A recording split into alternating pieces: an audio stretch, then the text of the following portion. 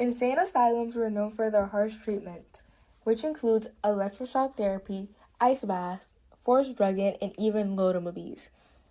The approach to treating mental illness was crazy back then. They believed the best way to handle the mad was to dominate and physically weaken them. They would tie them down, beat them, and even use whips on them.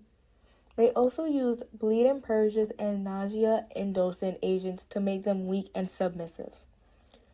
Over the time, methods has changed for the better and found new ways into treating patients' mental health and the development of the community-based care.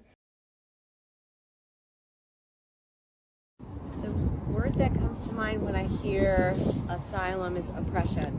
I think that asylums were a form of oppression for people who didn't speak English, women whose husbands didn't want them anymore, people who were just a little different.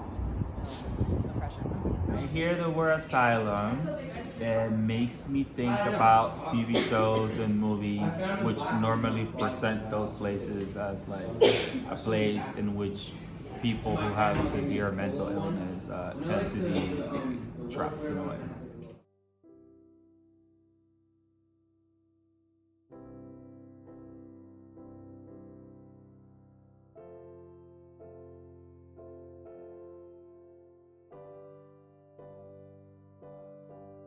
These are 10 facts that most people don't know.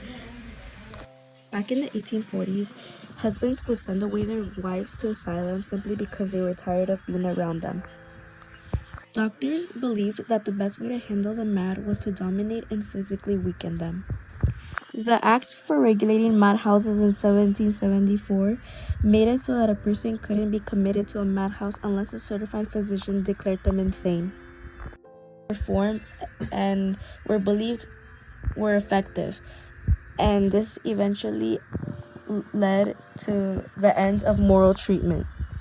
The clothing that women were given in the asylum was very thin and really bad, but nurses didn't care.